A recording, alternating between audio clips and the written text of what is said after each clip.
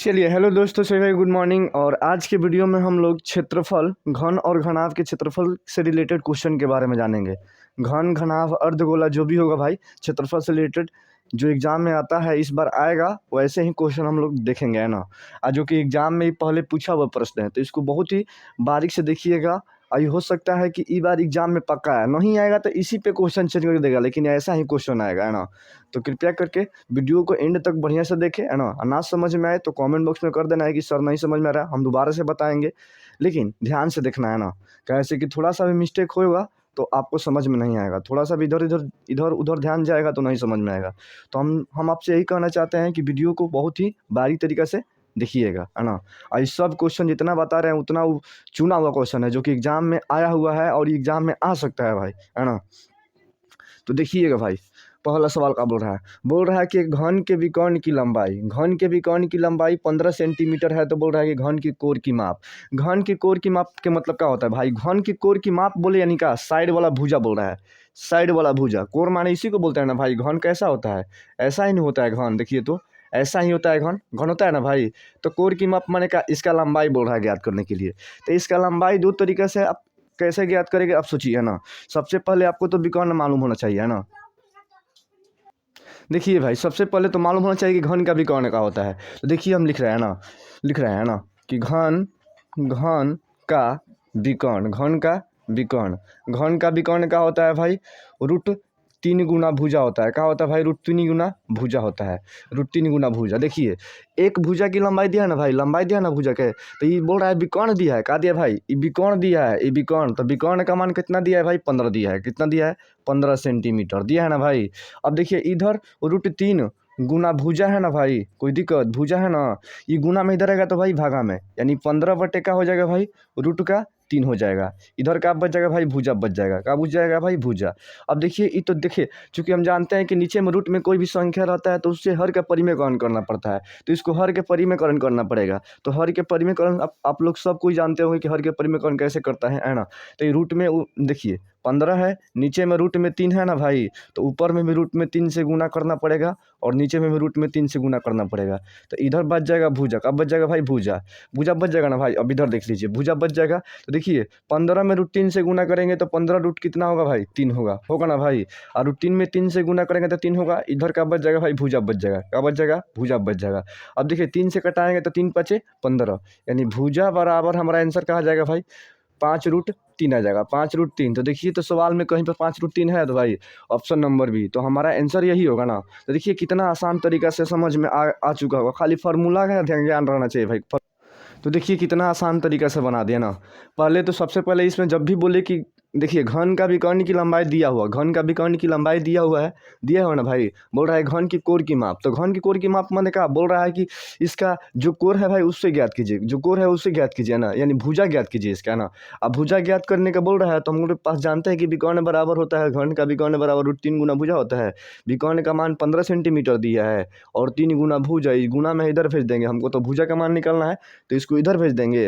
अब देखिए हर के परिमेयकरण करेंगे तो भुजा बराबर ही देखिए नीचे में रूटीन रहता है तो इसे ऊपर एक बार रूटीन लिखना पड़ता है, एक बार नीचे। कहा है कि हर के परिमेयकरण का मतलब क्या होता है, नीचे से रूट हटाने का, है ना। तो नीचे से रूट हटा दिए भाई। अब देखिए तो 15 में रूट 3 से गुना तो 15√3 और रूट 3 में रूट 3 से 3, 3 से 3 5 15, भुजा बराबर 5√3। तो हमको लगता है कि सवाल आपको समझ में आ चुका होगा। तो चलिए अगला सवाल देखते हैं भाई, अगला सवाल देखते हैं। अब देखिए भाई, चूंकि ये वाला सवाल 2 नंबर सवाल, इस तो हमको लगता है कि अधिकतर बच्चा लोग भाई, अधिकतर भाई लोग बना देंगे। कैसे कि सिंपल ही फार्मूला पे है, आप लोग सब कुछ जानते हैं, सब सवाल फार्मूले पे आते हैं, लेकिन फार्मूला पे पुट करने भी किसी को नहीं आता है भाई। हम वही बता रहे हैं भाई। देखिए ऐसे ही सवाल बहुत हलवा है, लेकिन हमको लगा कि करवा देने से अच्छा हो कि लड़का लोग के दिमाग में बैठ जाएगा और एग्जाम नज़दीक है तो थोड़ा माइंड में सेटअप हो जाएगा, तो एग्जाम में जाकर कर सकता है, बना सकता है। देखिए बोल रहा है कि घन की कोर 5 सेंटीमीटर। देखिए जब भी कोर का बात करें ना तो आपको समझ लेना है कि भाई भुजा का बात कर रहा है, भुजा का बात कर रहा है।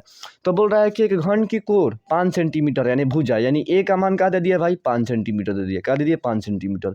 बोल रहा है घन का आयतन, घन का आयतन बोल रहा है निकालने के लिए। तो देखिए चूंकि आप लोग जानते होंगे भाई, सब कोई पढ़ा होगा तो जानता होगा, है ना, कि घन का आयतन जो होता है भाई, घन का आयतन जो होता है भुजा क्यों होता है। क्या होता है भाई, भुजा क्यों होता है, भुजा क्यू, भुजा क्यू। आप चूंकि सब कोई जानते हैं भाई कि भुजा क्यू यानी भुजा क्यू बोल रहा है भाई, तो हम लोग जानते हैं कि आयतन जब भी होता है सेंटीमीटर क्यू में होता है। क्या होता है भाई? सेंटीमीटर क्यू में। आयतन सेंटीमीटर क्यू में होता है, और जो एथी होता है क्षेत्रफल होता है उस सेंटीमीटर स्क्वायर में होता है। तो देखिए हमारे पास क्या दिया ऑप्शन में, 5 दिया ना, भुजा का मान 5 दिया है, तो 5 का एस क्यू कर देंगे, 5 का क्यू कर देंगे भाई, 5 का क्यू। देखिए 5 का क्यू करेंगे तो कितना आएगा भाई? 125। आयतन चूंकि सेंटीमीटर क्यू में होता है, तो देखिए तो दे रहा है ऑप्शन में सेंटीमीटर क्यू, तो हमारा क्या होगा भाई? ऑप्शन नंबर ए होगा। अब देखिए ना यहाँ पर कितना लड़का लड़की गलती मार देगा, सेंटीमीटर स्क्वायर सेंटीमीटर कर देगा, और चूंकि सेंटीमीटर में कभी भी आयतन नहीं होता है ना। क्षेत्रफल की बात करेगा तो सेंटीमीटर स्क्वायर हो जाएगा, आयतन का बात करेगा तो सेंटीमीटर क्यूब हो जाएगा, है ना। परिमाप का बात करेगा तो इसमें तो परिमाप का बात नहीं करेगा, है ना। तो चूंकि जानते हैं आप कि क्षेत्रफल की बात करता है तो सेंटीमीटर स्क्वायर, और आयतन का बात करता है तो सेंटीमीटर क्यूब। जब भी आयतन होता है मीटर क्यूब में होता है, मीटर क्यूब में होता है, इतना जान लीजिए। जब भी आयतन की बात करें तो मीटर क्यूब होना चाहिए, है ना। तो सेंटीमीटर क्यूब, तो हमको लगता है कि ये भी आपको समझ में आसानी से आ गया होगा ना। तो देखिए हमारा आंसर ये होगा ना। तो चलिए अगला सवाल देखते हैं भाई। यदि वीडियो आपको अच्छा लगता है भाई थोड़ा सा भी, तो वीडियो को लाइक सब्सक्राइब और शेयर करने में थोड़ा सा भी भाई ना माने कि हिचकिचाया ना। चलिए अगला सवाल देखते हैं भाई। अब देखिए भाई ये 3 नंबर सवाल भी इजी है, इसको चाहेंगे तो आप बना सकते हैं। तो पहले खुद से ट्राई कीजिए भाई कि आपसे बन रहा है कि नहीं बन रहा है ना, उसके बाद हम बनाएंगे भाई। पहले खुद से ट्राई कीजिए, उसके बाद नहीं बनेगा तो हम बनाएंगे ना। ऐसे खुद से ट्राई कीजिएगा तो थोड़ा अच्छा भी लगेगा कि चलिए आप बना लिए है ना। पहले खुद से ट्राई कीजिए, खुद से ट्राई कीजिए भाई, उसके बाद हम बना रहे हैं भाई, उसके बाद हम बनाएंगे। तो देखिए भाई इसको कैसे बनाएंगे। बोल रहा है यदि किसी घन का संपूर्ण पृष्ठीय क्षेत्रफल 24 सेंटीमीटर स्क्वायर है, यहाँ पर वर्ग सेंटीमीटर भी दे सकता है भाई, वर्ग सेंटीमीटर भी दे सकता है। तो घबराइएगा नहीं कि सर वर्ग सेंटीमीटर कैसे दे दिया। वर्ग सेंटीमीटर भी दे सकता है, सेंटीमीटर स्क्वायर भी दे सकता है। तो सबसे पहले बोल रहा है किसी घन का संपूर्ण पृष्ठीय क्षेत्रफल, तो सबसे पहले आपको तो मालूम होना चाहिए कि घन का संपूर्ण पृष्ठीय क्षेत्रफल का होता है ना। तो देखिए यहाँ पर लिख रहा है घन का संपूर्ण, है ना, संपूर्ण पृष्ठ क्षेत्रफल, है ना, पृष्ठ क्षेत्रफल क्या होता है भाई? 6 गुना भुजा स्क्वायर होता है। क्या होता है भाई? 6 गुना भुजा स्क्वायर होता है। अब देखिए घन का संपूर्ण पृष्ठ क्षेत्रफल कितना दिया है भाई? 24 दिया है। क्या दिया है? 24 सेंटीमीटर स्क्वायर दिया है। कोई दिक्कत? अब देखिए 6 गुना क्या है भाई? भुजा है ना भाई, 6 गुना भुजा है, 6 गुना भुजा का स्क्वायर। अब देखिए 6 से कट जाएगा, गुना में है तो इधर आएगा तो भाई भागा में, यानी 24। नीचे में क्या हो जाएगा भाई? 6 हो जाएगा। ये सेंटीमीटर स्क्वायर है तो सेंटीमीटर स्क्वायर, और इधर में क्या बच जाएगा भाई? भुजा बच जाएगा। क्या बच जाएगा? भुजा। अब देखिए 6 से घटाएंगे तो 6 चौका 24 हो जाएगा। क्या हो जाएगा भाई? 6 चौका 24 हो जाएगा ना भाई, 6 चौका 24। अब देखिए 6 चौका 24 हो जाएगा। अब चूंकि यहाँ पर 24 हो गया भाई, तो इधर स्क्वायर है भाई, इधर आएगा तो भाई क्या होगा भाई? रूट होगा। क्या होगा भाई? रूट होगा। तो देखिए तो भुजा बराबर क्या हो जाएगा भाई? भुजा बराबर यहाँ पर करेंगे भाई तो रूट में क्या आ जाएगा? 4 आ जाएगा। रूट में क्या आ जाएगा भाई? 4 आ जाएगा। और रूट में से 4 को निकलिए तो कितना आएगा भाई? कितना आएगा भाई? 2 आएगा। कितना आएगा? 2 आएगा। तो हमारा 2 सेंटीमीटर हो जाएगा आंसर, 2 सेंटीमीटर आंसर हो जाएगा, यानी ऑप्शन नंबर ए होगा ना, ऑप्शन नंबर ए होगा ना।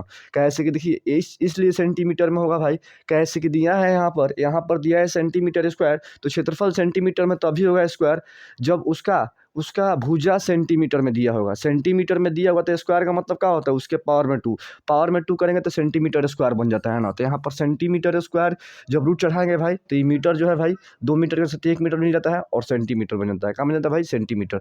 तो हमको लगता है कि आपको ये समझ में आ गया होगा। भुजा बराबर 2 सेंटीमीटर होगा, तो हमारा ऑप्शन क्या होगा भाई? ए होगा। कैसे कि भुजा का जब भी बात करेगा जिसमें होगा, ये जिसमें है ना भाई, बस स्क्वायर हटा दीजिए सेंटीमीटर हो जाएगा, है ना, बस हो गया, है ना। स्क्वायर हटा दीजिए सेंटीमीटर में, है ना। तो हमको लगता है कि ये भी आपको समझ में आ चुका होगा, है ना। अगला सवाल बनाते हैं। देखिए फार्मूला आपके पास होगा तो ये सवाल आपके लिए हलवा बन जाएगा, नहीं फार्मूला याद होगा तो आपके लिए पहाड़ सवाल बन जाएगा। तो चलिए नेक्स्ट सवाल को देखते हैं भाई, नेक्स्ट सवाल देखते हैं। देखिए दोस्त ये वाला सवाल, एक घनाकार ठोस का आयतन 27 सेंटीमीटर क्यूब है, तो उस ठोस का संपूर्ण पृष्ठीय क्षेत्रफल हो रहा है। देखिए तो देखिए चूंकि घन का जो होता है भाई, घन का क्षेत्रफल का होता है भाई 6 गुना भुजा होता है। संपूर्ण बोलेगा तो 6 गुना भुजा स्क्वायर होता है। घन का जो भाई पृष्ठीय क्षेत्रफल होता है, संपूर्ण पृष्ठीय क्षेत्रफल जो होता है भाई 6 गुना भुजा स्क्वायर होता है। यानी कहने का मतलब है सबसे पहले हमको भुजा निकालना पड़ेगा, और चूंकि यहाँ से आयतन का हेल्प लेकर हम भुजा निकाल सकते हैं।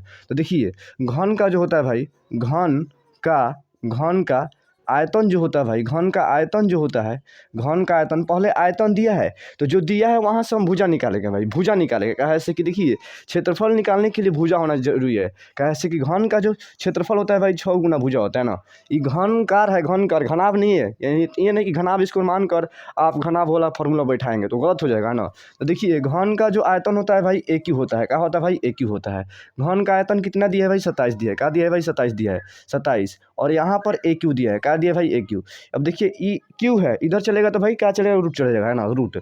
यानी क्यू है भाई तो 27 का, देखिए 27 को तोड़ेंगे, इसको देखिए क्यू है तो यानी 3 3 होगा ना भाई। क्यू का मतलब क्या होता है? 3। यानी 27 को तोड़ेंगे तो 3 गुना 3 गुना 3 होगा। क्या होगा भाई? 3 गुना 3। यहाँ पर क्या होगा भाई? ए होगा। यहाँ पर क्या होगा? यहाँ पर क्या होगा भाई? ए होगा।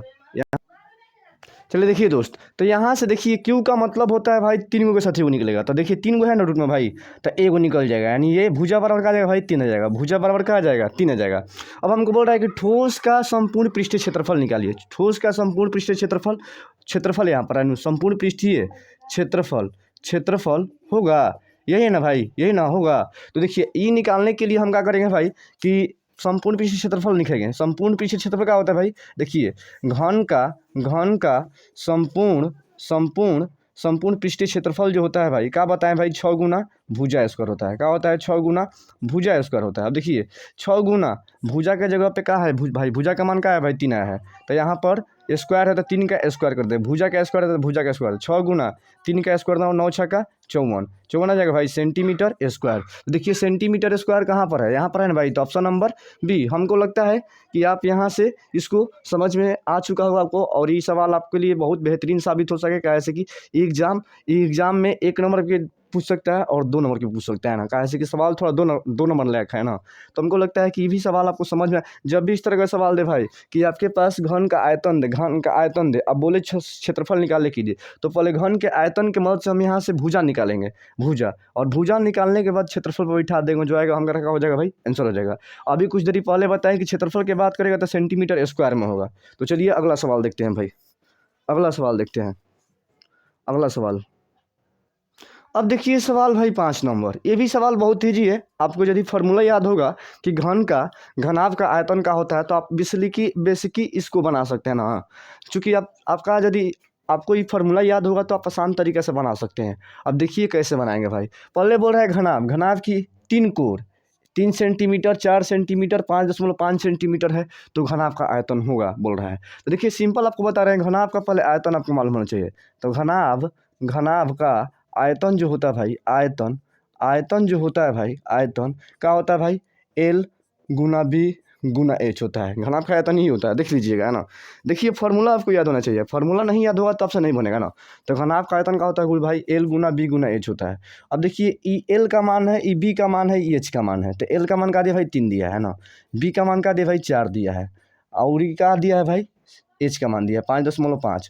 अब देखिए ना भाई, ये दशमलव उड़ेगा तो नीचे में 10 बैठेगा भाई, बोलिए 10 बैठेगा ना, 10 बैठेगा। देखिए कटाएंगे इसको तो 2 दूनी के 4 और 2 पाँच कितना होता है भाई? 10 होता है। 5 से कटाएंगे तो 11 बार में कट जाएगा, यानी बच जाएगा 3 गुना 2 गुना 11 बच जाएगा ना भाई। अब देखिए, अब चूंकि देखिए 11 कितना होता है भाई? 33 होता है। 33 गुना 2 करेंगे तो कितना आएगा? 66 आएगा। और चूँकि हम अभी खानी बताएं भाई कि घनाभ का जो आयतन होता है भाई, घनाभ का आयतन जो दिया है भाई, ये आयतन दिया है ना भाई। तो घनाभ का आयतन जो होता है भाई सेंटीमीटर क्यू में होता है ना, सेंटीमीटर क्यू में होता है घनाभ का आयतन। देखिए ऑप्शन में तो सेंटीमीटर क्यू नहीं है, लेकिन यही सेंटीमीटर क्यू होगा, है ना। कैसे कि अभी बताए घनाभ का आयतन जो होता है भाई क्या होता है भाई? सेंटीमीटर क्यू में होता है। तो हमारा ऑप्शन नंबर क्या हो जाएगा भाई? बी हो जाएगा। तो देखिए जब भी आपके पास, देखिए हम बार बार बता रहे हैं भाई, यदि आपके पास फार्मूला है भाई तो इस सवाल को थोड़ा सा खाली समझना है, आपको समझा देगा कोई। यदि आपको समझ में आता है तो भाई सवाल इस तरह का सवाल आप छोड़ कर नहीं आएंगे। और ये सब सवाल एग्जाम में पूछता है, बहुत आसान तरीके से पूछता है ना। तो चलिए अगला सवाल बनाते हैं भाई, है ना। चलिए अगला सवाल बनाते हैं। अब देखिए भाई ये जो सवाल है भाई, तो फार्मूला है। यदि आपको फार्मूला याद नहीं होगा तो आप एक गलती, ये जो है भाई सवाल को गलती मार करा सकते हैं ना। तो हम बता रहे हैं बार बार कि भाई फार्मूला भी आपको याद करना पड़ेगा। कैसे कि फार्मूला याद नहीं करेंगे तो आप इस तरह के सवाल छोड़ कर आ जाएंगे। और देखिए आपको डरवाने के लिए बोल दिया है कि आर त्रिज्या तथा एच ऊंचाई वाले बेलन का आयतन। डायरेक्ट ऐसे पूछ सकता था कि बेलन का आयतन का होगा, और 4 ऑप्शन दे सकता था। लेकिन आर ऊंचाई वाले और एच ऊंचाई वाला डालकर आपको थोड़ा सा बहला रहा है कि हाँ ट्रैक से बाहर आइए, लेकिन आपको ट्रैक से बाहर नहीं आना है भाई। बोल रहा है कि आर ऊंचाई वाला और आर त्रिज्या वाला और आर ऊंचाई वाला बेलन का आयतन। तो देखिए बेलन का आयतन सबसे पहले आपको याद होना चाहिए। बेलन का आयतन क्या होता है भाई? पाई आर स्क्वायर एच होता है, पाई आर स्क्वायर एच। तो बस त्रिज्या आर दिया ही है, एच ऊंचाई दिया ही है, तो बस ऑप्शन नंबर का होगा भाई ए होगा, है ना। तो देखिए सिंपल आपको बता रहे हैं कि क्षेत्रमिति हो चाहे जो भी हो ना, फार्मूला आपका स्ट्रांग होना चाहिए। फार्मूला स्ट्रांग होगा तो कोई भी सवाल को आप आसानी तरीके से बना सकते हैं ना। कैसे कि देखिए जैसे कि हम लोग खाना खाने बैठते हैं तो हम लोग को खाना कितना भी खा ले, पानी नहीं पिएंगे, पानी नहीं लेंगे तो भाई लगेगा कि हम लोग खाना नहीं खाए हैं। ऐसे ही फार्मूला है, ऐसे ही सर भाई सवाल है। यदि सवाल आप कितना भी बनाने बैठ जाएं, यदि आपके पास फार्मूला स्ट्रांग नहीं होगा तो आपसे सवाल एक भी नहीं बनेगा भाई, है ना, एक भी नहीं बनेगा। तो चलिए अगला सवाल देखते हैं भाई। अब देखिए भाई सवाल नंबर 7, ये भी बहुत ही आसान है, चूंकि आप जान चुके होंगे कि बहुत ही आपके लिए आसान है ना। देखिए बहुत ही आसान है, बहुत ही ईजी है ना। सबसे पहले बोल रहा है किसी बेलन के आधार का व्यास। देखिए व्यास का बात करता है, यानी आपके पास डी का मान दिया है और डी का मान दिया है। आर का मान निकालने के लिए डी का मान में 2 से भाग देना पड़ता है, 2 से भाग देना पड़ता है। यदि सवाल में बोले कि व्यास इतना है तो ये जानिए कि डी का मान है ना, डी का मान है। आर का मान निकालने के लिए हमको ये 4 में 2 से भाग देना पड़ेगा, 4 में 2 से भाग दीजिएगा ना भाई तो 2 हो जाएगा। क्या हो जाएगा भाई? 2 सेंटीमीटर। यानी आर का मान हमारा कितना आ गया भाई? 2 सेंटीमीटर आ गया। कोई दिक्कत? कोई दिक्कत नहीं, कोई दिक्कत नहीं। देखिए कैसे कि बेलन का बोल रहा है आयतन ज्ञात करने के लिए भाई। तो बेलन का आयतन अभी कुछ देरी पहले बताया कि बेलन का आयतन जो होता है भाई, बेलन का आयतन जो होता है भाई क्या होता है भाई? पाई आर स्क्वायर एच होता है, पाई आर स्क्वायर एच। देखिए तो हमारे पास आर का मान चाहिए और एच का मान चाहिए, तो एच का मान तो दिला ही है भाई। एच का मान क्या दिया है भाई? 14 सेंटीमीटर दिया है। कोई दिक्कत? कोई दिक्कत नहीं। देखिए पाई का मान क्या होता है भाई? 22/7 होता है। कोई दिक्कत? कोई दिक्कत नहीं। आर का मान क्या दिया भाई? 2 दिया है, तो 2 गुना 2। अब देखिए क्या स्क्वायर का मतलब क्या होता है? ये 2 बार है ना, आर 2 बार है ना, तो इसीलिए 2 बार लिखा है ना। एच दिया है, एच का दिया भाई 14 दिया है। फिर से एक बार देख लीजिए, स्क्वायर का मतलब आर 2 बार, तो एक बार आर का मान 2, एक बार आर का मान 2। अब देखिए 7 से कटाएंगे तो 7 दूनी का 14 हो जाएगा, 2 दूनी का 4, 4 दूनी का क्या होगा भाई? 8 होगा। यानी 22 गुना 8 करेंगे, 22 गुना 8। देखिए 8 दूनी का 16 के 6 और 8 दूनी 16 एक 17। ये देखिए आयतन है ना भाई, आयतन है तो क्या होगा भाई? सेंटीमीटर क्यू में होगा। तो देखिए तो 176 सेंटीमीटर क्यू दिया है भाई, हाँ। तो ऑप्शन नंबर बी। तो देखिए मेरे पास फॉर्मूला है तो मैं कितना आसानी से इस सवाल को बना रहा हूँ, कितना आसानी से इस सवाल को बना रहा हूँ। तो आपसे यही बोल रहे हैं भाई कि यदि आपका फॉर्मूला याद नहीं होगा तो आप फॉर्मूला याद कीजिए, है ना। ये सब सवाल आपके लिए हलवा बन जाए ना भाई, तो बोलना कि हलवा नहीं बन रहा है ना। चलिए अगला सवाल देखते हैं भाई, अगला सवाल। अब देखिए भाई ई वाला सवाल, ई भी वाला सवाल चाहेंगे तो आप बना सकते हैं, सेम टू सेम 7 नंबर सवाल लिखा है, लेकिन थोड़ा सा अंतर है इसमें। उसमें पूछ रहा था आयतन भाई और इसमें पूछ रहा है वक्र पृष्ठीय क्षेत्रफल। तो यही आयतन, यही अंतर है और कुछ नहीं अंतर है ना। देखिए सबसे पहले आपसे बोल रहा है कि एक बेलन के आधार का त्रिज्या, त्रिज्या माने क्या होता है भाई? आर। आर पूछ रहा है तो आर दे रहा है भाई, क्या दे रहा है भाई? आर 3 सेंटीमीटर दे रहा है ना।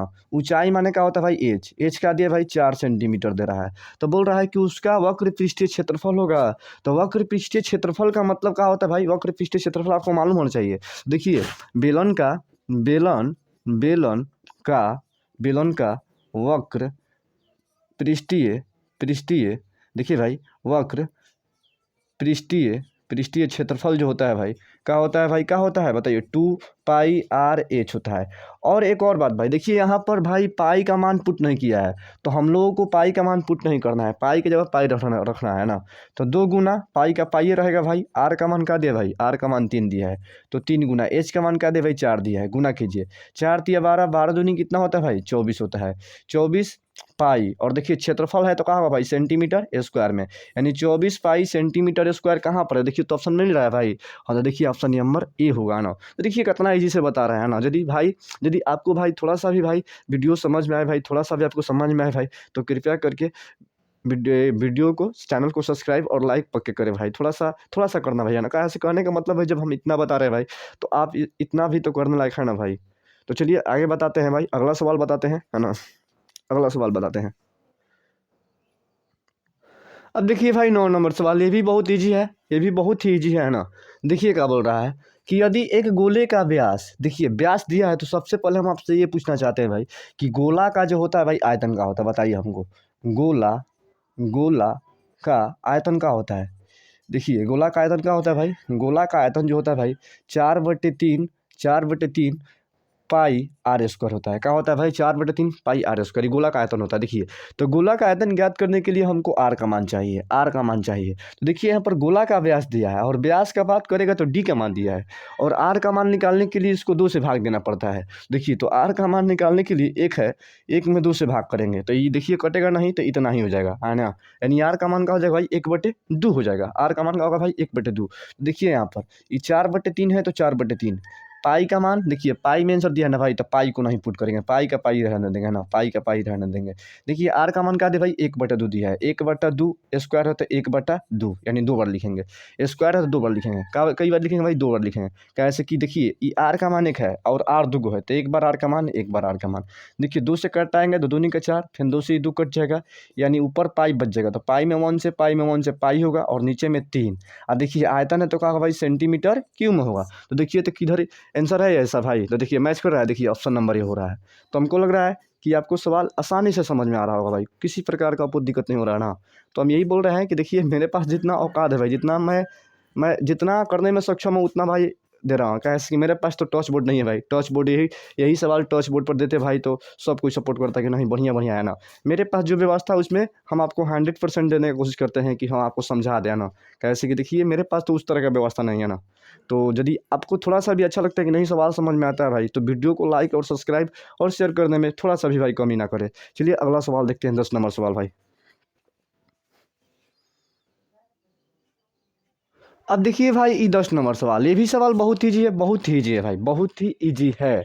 हम बता रहे हैं देखिए, बोल रहा है कि 2 बेलनों की त्रिज्याओं का अनुपात 2:3 है तथा उनकी ऊंचाइयों का अनुपात 5:3 है तो उनके आयतनों का अनुपात होगा। तो सबसे पहले हम आपको बताना चाहते हैं, अनुपात बोल रहा है 2 बेलनों के 2 बेलनों की त्रिज्याओं का अनुपात, यानी एक को R1 मान लीजिए और एक को R2। अनुपात माने का होता है भाई बट्टा, यानी क्या दिया है भाई 2/3। अनुपात माने का होता है भाई बट्टा होता है, यानी R1 का मान 2 और R2 का मान क्या दिया भाई 3 दिया है ना। अब बोल रहा है कि उनकी ऊंचाई का अनुपात, तो ऊंचाई दो गो बेलन है भाई, तो एक का H1 होगा आयतन तो एक का क्या होगा भाई H2 होगा, एक का H1 होगा तो एक को क्या होगा भाई H2 होगा, है ना। तो देखिए तो हमारे पास 2 ऊंचाई है तो एक को 5 और अनुपात का मतलब बट्टा होता है 3। H1 का मान 5 और H2 का मान 3। अब हम बात को बोल रहा है हमको कि उनके आयतनों का अनुपात होगा। तो सबसे पहले बेलन का आयतन क्या होता है भाई? कुछ देर पहले बताया क्या होता है भाई? पाई आर स्क्वायर एच होता है। क्या होता है भाई? पाई आर स्क्वायर एच। तो पाई आर स्क्वायर एच। अब देखिए भाई यहाँ पर R1 देखिए 2 को बेलन है ना भाई, एक नीचे भी बेलन है तो इसको R1 मान लेंगे, इसको H1 मान लेंगे। कैसे? 2 बेलनों को बात कर रहा है तो पहला को R1 और H1 मानेंगे, दूसरा क्या मानेंगे भाई? दूसरा क्या मानेंगे? R2 स्क्वायर और H2 हो जाएगा भाई। अब देखिए चूंकि पाई से पाई तो चला जाएगा भाई, है ना, पाई से पाई चला जाएगा। अब देखिए अब चूंकि हमारे पास दिया है भाई R1 का मान क्या दे भाई? अब कहेंगे कि सर एच से कटा दीजिए ना, आर से कटा दीजिए, नहीं कटेगा भाई। कैसे कि ये R1 है, ये R2 है, ये H1 है, H2 है और इसका मान दिया तो नहीं कटा सकते हैं। देखिए R1 का मान क्या दे भाई 2 दिया है तो देखिए 2 का स्क्वायर कर देंगे और गुना, इसके बीच में क्या है भाई? गुना है। H1 का मान क्या दिया भाई? H1 का मान 5 दिया है। अब देखिए R2 का मान क्या दिया भाई? 3 दिया है। अब देखिए इसका स्क्वायर है तो स्क्वायर कर देंगे, गुना H2 का मान क्या दिया भाई? 3 दिया है। अब देखिए 2 का स्क्वायर 4 होता है, 4 गुने 5। अब देखिए 3 का स्क्वायर 9 होता है, 9 गुने 3। अब देखिए इसको गुना करेंगे तो 5 का 20 हो जाएगा और 29 27 हो जाएगा। देखिए अनुपात का मतलब क्या होता है भाई? बाटा होता है। क्या होता है? बाटा, बाटा होता है ना भाई। बाटा होता है तो इसको ऐसे लिख सकते हैं, बाटा होता है तो इसको लिख सकते हैं ना भाई कि 20:27, 20:27। तो देखिए तो 20:27 दे रहा है भाई, तो ऑप्शन नंबर बी। तो हमको लगता है कि आपको आसान तरीके से समझ में आ गया होगा, है ना। तो देखिए ऐसे ही सवाल को बनाते हैं भाई, ऐसे ही सवाल को बनाते हैं।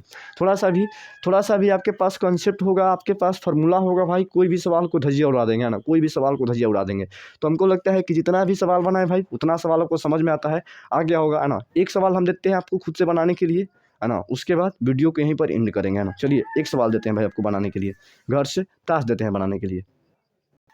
देखिए दोस्त आपके पास अगला सवाल 11 नंबर सवाल है। चूँकि सवाल हम नहीं बनाएंगे ना, ये सवाल आपको खुद से बना कर लाना है। यदि आपसे बनता है तो बनता है, नहीं बनता है तो कमेंट बॉक्स में लिख देंगे कि सर नहीं बन रहा है ना। यदि आपको कोई चैप्टर में दिक्कत हो रहा है भाई कि इस चैप्टर में सर दिक्कत हो रहा है तो कृपया करके बताइएगा, हम आपको प्रॉब्लम को दूर करेंगे, है ना।